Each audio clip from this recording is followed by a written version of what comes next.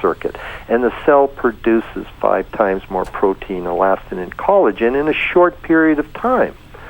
NASA was showing you how you could stimulate these areas where there were wounds and abrasions and so forth, and you could actually accelerate the healing so fast that treatments done over the day, 5 minutes every couple of hours, you can actually watch the skin grow between those treatments. By the time the day's over, your wound's pretty much covered over in skin. But wasn't it Donald Stillwell, the manager of NASA's Johnson Space Center division in Houston, that was responsible for cultivating new medical technology, that said that when many of the astronauts got back, they had a puff face, they had bird-like legs from fluid shifts in their bodies, and using, LED? Yeah. They used light-emitting diodes, and to understand a light-emitting diode, just perceive of a laser, like these laser pointers, low-power lasers. They produce a single wavelength, but it's very focused. It stays in a point no matter how far away you go. A light-emitting diode are those little lights in your electronic equipment, in smoke detectors, and in the dash of your car. They also produce a single wave of light, but they're not focused. As you pull away from it, the light dissipates. Now, this is an advantage, because when you're treating with laser, you can, if you know what you're doing, you can certainly stimulate regeneration of cell tissue. But you better know what you're doing, because you can overstimulate it, and you can use it around very sensitive things like eyes, which is bad. But with a light-emitting diode, because it's diffused light, you don't have any of that danger. And the interesting thing about our little bioelectric circuit here in the cell is that when the cell is done healing, if you're using an LED on it, you can basically, the cell will shut off of its own accord. In other words, it's self-regulated by your cell, not you.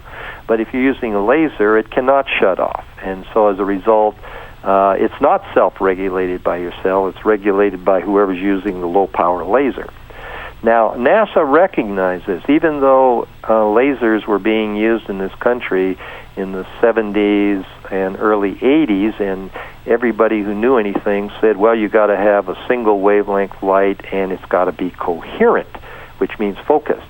But Tina Carew, who is, I call her the godmother of lasers and LEDs in the world, out of Moscow, is probably attributed to the origin of most of the good work that's around the world on these. And she came blatantly out and says you can do photodynamic therapy, laser therapy. You can do photodynamic laser therapy without lasers.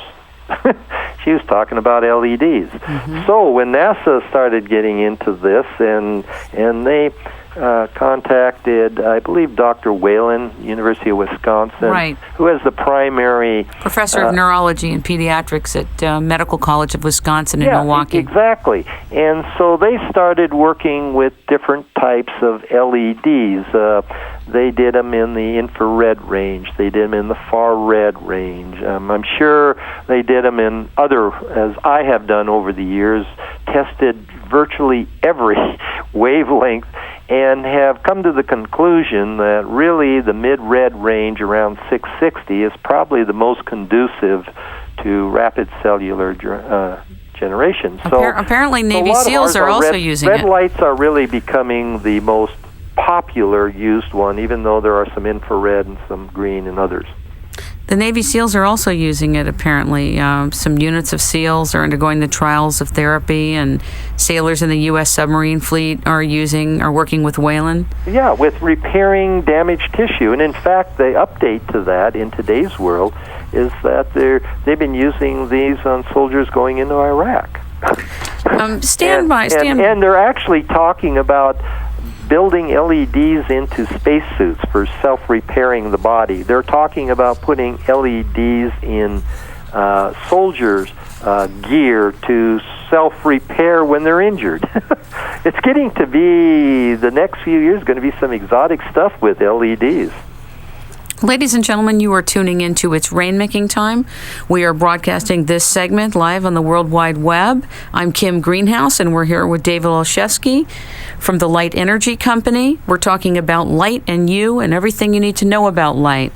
I'd like to open up the call-in lines right now and invite those of you who dare to call us to call in and pose a question to David or myself. I don't know why you'd ask me a question at this point, because I haven't seen the sun in 30 years, okay?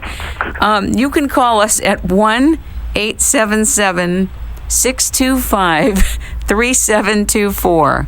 If you want to know why I haven't seen the sun, let's talk about my India trip.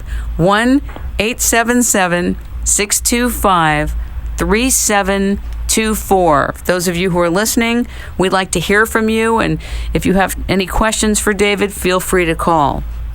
And I'll repeat it one more time, 1-877-625-3724. I guess the question right now is, I went out a couple of months ago and after reading John Ott's book and bought some full spectrum lights from 7th generation. And of course now you're articulating this distinction in full spectrum lights that there is criteria which makes it real or not real, or just packaged stuff that says it's full spectrum. So my question to you is, where do we get full spectrum lights at this point? What are the different manufacturers? Are you a manufacturer? No, I'm a manufacturer of the red LED lights, and we hold patents in a couple of the countries for the use of LEDs as a safe replacement for low power lasers. But in the area of full spectrum, since, remember I said, only a few companies in the world make light. So we're not really a manufacturer. We are probably a distributor in the sense of we even filter through all the full spectrums that are out there. So the ones that I offer are the ones that we know are probably the best. So, but there are other distributors, and some of the big ones would be Environmental Lighting out of Florida, would be American Environmental Products out of Colorado, and Full Spectrum Solutions out of Michigan. And now these also are very big wholesalers. They really get these out of China and the other places and pass them on to smaller distributors like me. So what in Seattle here, you would look for like a sun shop, or you would look like for a plant shop, or an animal pet shop. Now, do you know that you would never dream of owning a plant shop or a pet shop unless you had full spectrum lighting in it? But anybody else, like the human being, they don't put full spectrum light. Your boss doesn't do that. You got the yellow light. So actually, for people who either see an advertisement or go on the website under full spectrum lighting and browse the internet, come out with some companies. At least start getting a few that you can use the criteria that I've been throwing out here at you, like it has to be a fluorescent, it's got to be above 5,000 Kelvin, it's got to be above 90 CRI, and above all, it better not be an incandescent bulb, which is what you probably got. So where do people would have to, at this point, call the manufacturers direct, or call you as a distributor, but they can't go to their hardware store, they can't go to I don't know, what's the name of that place that all the guys go to and buy all the... Home Depot. Yeah, there you go, Home Depot. Oh, my God. Okay. You're telepathic.